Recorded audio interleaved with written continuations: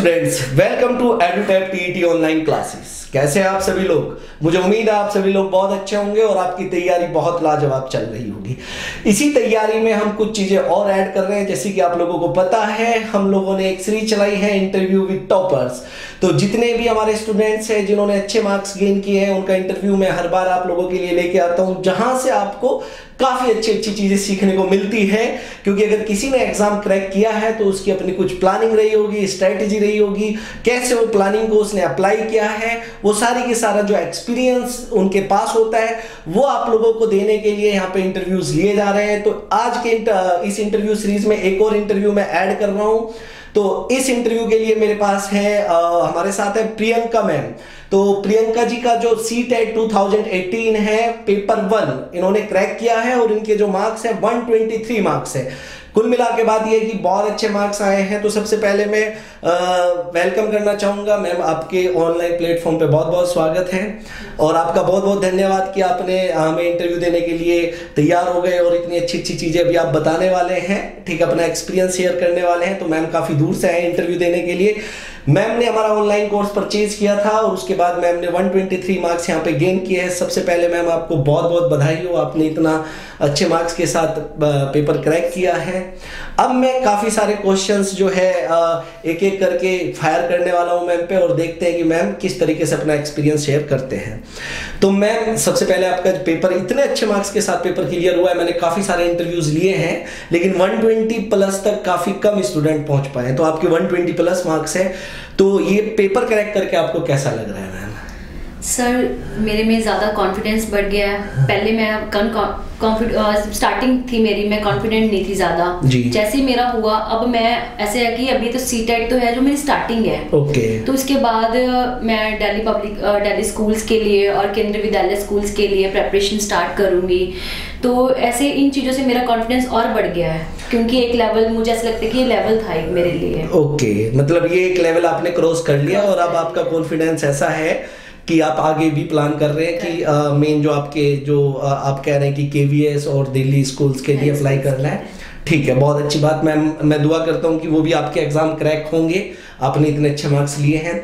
उसके बाद मैम ये जो मेन क्वेश्चन बन जाता है कि जब आपने प्रिपरेशन स्टार्ट की, ठीक है, तो कैसे स्टार्ट की, क्या क्या सोर्सेज यूज किए और क्या आपके दिमाग में चल रहा था कि मैं क्या पढूं और किस तरीके से पढूं, ये थोड़ा सा बताइए। क्योंकि काफी सारे स्टूडेंट्स ऐसे हैं जो अभी शुरुआत कर रहे हैं पढ़ाई की कि मैं CTET का पेपर मुझे देना है, उन्होंने फॉर्म अप्लाई कर दिया है और अब वो सोच रहे हैं कि मैं तैयारी शुरू करूं। बहुत से स्टूडेंट कंफ्यूज होते हैं कि तैयारी कैसे स्टार्ट की जाए।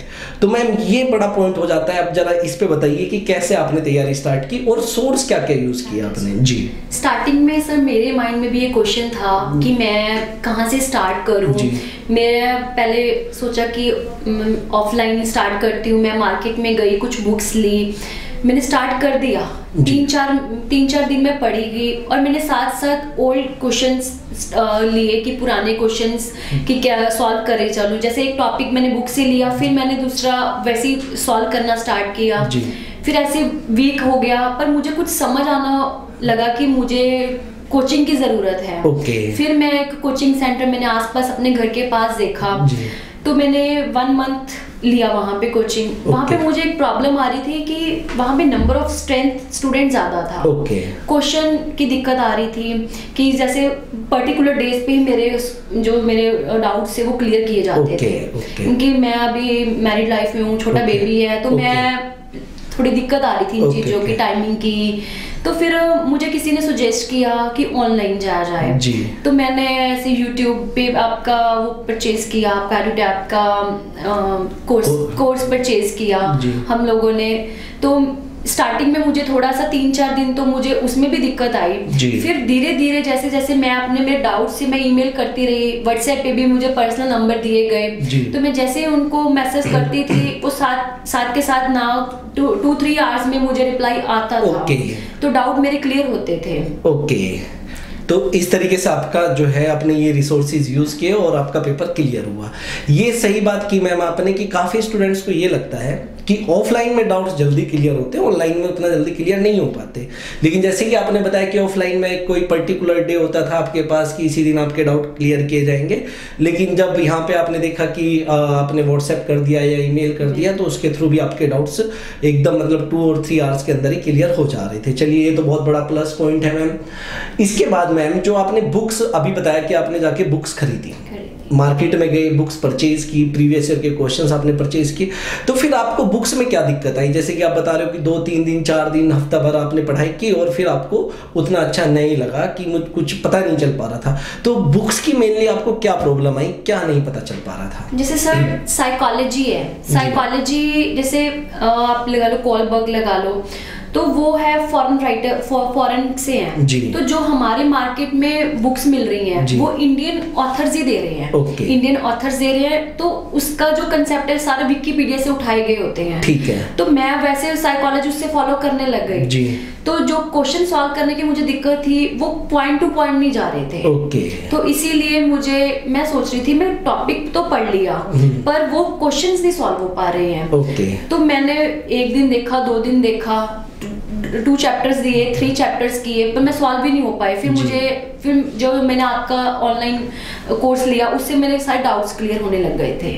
तो क्या फर्क लगा आपको कि मतलब ऑनलाइन में आती आपका कोर्स परचेज करके डाउट्स क्लियर होने लगे और बुक्स पढ़ के आपका जो है डाउट्स क्लियर नहीं हो पा रहे थे? जैसे आपने कहा कि फॉरेन राइटर है जो ये कोल्सबर्ग वगैरह जिनका नाम आपने बताया, ब्रूनर, ठीक है, तो ये जो थ्योरी है ये फॉरेन राइटर्स ने दी है, लेकिन जो इंडियन राइटर है वो बुक्स आपको इंडियन राइटर की मिलती है। तो मतलब आपको क्या डिफरेंस लगा कोर्स में और बुक्स में, क्या डिफरेंस था? जो इंस्टीट्यूट जो मेरी बुक्स थी वो प्रॉपर पॉइंट टू पॉइंट थी, पॉइंट टू पॉइंट मतलब ऐसे विकिपीडिया से उठाई गई थी, उसको एप्लीकेशन करनी नहीं सिखाया गया, तो उसको एप्लीकेबल कैसे करना है। तो ये था कि जो मेरे इंस्टीट्यूट था इधर मुझे कभी कभी जो ऑनलाइन क्लासेस उसमें डाउट पूरे क्लियर किए गए कि कैसे उनको सॉल्व करना है। तो ये फर्क था कि वो प्रॉपर पॉइंट टू पॉइंट ही बताया जा रहा था। जी जी, ठीक है। मतलब आपने जब ऑनलाइन किया तो एप्लीकेशन सिखाई गई कि इन्हें अप्लाई कैसे करना है, जो भी थ्योरी है उन्हें अप्लाई कैसे करना है, ये बड़ा प्लस पॉइंट था। अब मैम इसके बाद आपका मतलब एक चीज और ये बताइए कि ये 123 मार्क्स लाने के लिए एडुटैप ने आपकी किस तरीके से हेल्प की? आप किस तरीके से मानते हैं कि एडुटैप का भी काफी इसमें योगदान रहा है? उन्होंने आपको क्या क्या चीजें प्रोवाइड की, ये मुझे बताइए मैम एक बार। सर जैसे मेरा बैकग्राउंड साइकोलॉजी वगैरह नहीं था, मुझे थोड़ी दिक्कत आ रही थी स्टार्टिंग में, बुक से भी नहीं मैं कर पा रही थी, इवन ऑनलाइन वीडियोस में भी मुझे स्टार्टिंग में थोड़ी दिक्कत आ रही थी। फिर ये अंचित सर हैं साइकोलॉजी के यहाँ, उन्होंने मुझे प्रॉपर ऑनलाइन भी और पर्सनल व्हाट्सएप पे भी और ईमेल थ्रू भी उन्होंने मेरी बहुत ज़्यादा हेल्प करी। तो क्योंकि बेस ना होने के कारण मैं बहुत ज़्यादा डाउट में रहती थी, तो उन्होंने मेरा धीरे धीरे लेवल उन्होंने मुझे मोटिवेट किया कि हाँ आप कर सकते हो। सोनिया मैम है पैडागॉजी की, उन्होंने भी बहुत ज़्यादा हेल्प करी, उन्होंने मुझे एप्लीकेशंस लगानी सिखाई, तो इस चीज़ में मुझे बहुत ज़्यादा बेनिफिट मिला। फिर मैथ्स के अंकुर सर हैं, तो वैसे मेरा मैथ्स का बेस है, बीसीए करा हुआ है मैंने, पर फिर भी मुझे एप्लीकेशंस नहीं लगानी आ रही थी, मैं अच्छे मार्क्स नहीं लेकर आ पा रही थी। जब मैं ऑफलाइन टेस्ट वगैरह देती थी तो उन्होंने मुझे बहुत ज़्यादा एप्लीकेशन लगानी सिखा दी थी। ठीक है, तो कुल मिला के मतलब आपको ये कोर्स लेके बेनिफिट ये था, एडुटैप ने आपकी इस तरीके से हेल्प की कि जो भी चीज़ें थी उन्हें अप्लाई कैसे करना है, कैसे सीखना है, वो सारी की सारी चीज़ें आपने सीख ली। तो चलिए मैम, अब मैं आपसे एक और क्वेश्चन पूछना चाहता हूँ जो मेन अहम क्वेश्चन है कि आपको भी पता है कि जैसे सीटेट का 5% या 7% इतना रिजल्ट रहता है, इससे ज़्यादा रिजल्ट कभी नहीं जा पाता। 2018 में काफ़ी इतना 5 to 10 के आसपास पहुँचा है। तो ऐसा क्यों है मैम कि जैसे आपने क्लियर किया तो ये क्वेश्चन पूछना बनता है आपसे कि ऐसा क्यों है कि 100 में से सिर्फ 5 to 7 बच्चे ही इसे पेपर को करेक्ट कर पाते हैं? क्या पेपर बहुत ज़्यादा टफ है, या स्टूडेंट एक रॉन्ग डायरेक्शन में प्रिपरेशन कर रहा है, या वो अच्छी प्रिपरेशन कर रहा है पेपर में जाके अच्छे से कुछ नहीं कर पा रहा है, अप्लाई नहीं कर पा रहा है चीज़ों को? तो आपको कहाँ लगता है कि कहाँ पे कमी है? सर मेरे अकॉर्डिंग ये लगता है कि जो मेरे में भी कमी थी, मैं भी जैसे मार्केट में ऑथर्स इतनी ज़्यादा बुक्स मिल रही होती हैं, मुझे लगता है कि हम ये ले लें, तो हमारा एक्सपेंडिचर बहुत ज़्यादा बढ़ जाता है इन चीज़ों में। और ये है कि बच्चों को ये लगता है कि हाँ पेपर हमारा हो जाना है, पेपर हमारा हो जाना है। वो गलत डायरेक्शन में, नहीं कहूँगी गलत डायरेक्शन में जा रहे होते हैं, वो अपनी ओर से सही होते हैं पर उनको कोई गाइडेंस नहीं मिल पाती है। तो कोई इंस्टीट्यूट होते हैं अपनी ओर से ट्राई कर रहे होते हैं, हर एक कोई एप्लीकेशंस लगाना नहीं सिखा पाता। ठीक है। तो ज़्यादा बुक्स फॉलो करते रहते हैं, पढ़ते रहते हैं और क्वेश्चंस को ट्राई नहीं कर पाते हैं। ओके, मतलब हार्ड वर्क करते हैं, स्मार्ट वर्क वो नहीं कर पाते। बिल्कुल बिल्कुल मैम, बिल्कुल। तो अगर स्मार्ट वर्क करेंगे तो पेपर आराम से क्लियर हो जाएगा और अच्छे मार्क्स वो ला सकते हैं। अब एक क्वेश्चन बहुत बार मेरे से स्टूडेंट्स पूछते हैं, मैं आपसे पूछना चाहता हूँ, क्या एनसीईआरटी की जो बुक्स हैं उन्हें पढ़ के पेपर के लिए क्रैक किया जा सकता है? सर नहीं, मैं ये कहूँगी कि अकेली एनसीईआरटीज पढ़ के नहीं पेपर क्लियर किया जा सकता। एनसीईआरटी सीटेट मैं ये नहीं कहूँगी कि बहुत ज़्यादा टफ पेपर है, 3-4 मंथ्स पढ़ के बिल्कुल पेपर क्लियर किया जा सकता है। बट कुछ बच्चों को ये लगता है कि एनसीईआरटी ही पढ़ो, घर पे पढ़ के पेपर बिल्कुल क्लियर हो सकता है। अकेली एनसीईआरटीज नहीं काम कर। ओके, मतलब अकेला अगर एनसीईआरटी वो पढ़ते हैं तो वो उतना काम नहीं कर पाएंगे कि पेपर करेक्ट कराते हैं। ठीक है, तो काफी सारी क्वेरी क्लियर हो गई होगी स्टूडेंट्स। तो एक और मैम, आप क्या मैसेज देना चाहते हो उन स्टूडेंट्स को जो अभी ये वीडियो देख रहे हैं, जो आपका इंटरव्यू देख रहे हैं या सोच रहे हैं कि वो प्रिपरेशन स्टार्ट करें, तो आप क्या मैसेज देना चाहते हैं? मैं सबसे पहले तो सबको विशेष देना चाहूँगी कि आप लोग अपनी तैयारी आज से शुरू कर रहे हैं, कुछ लोग कर चुके हैं शुरू।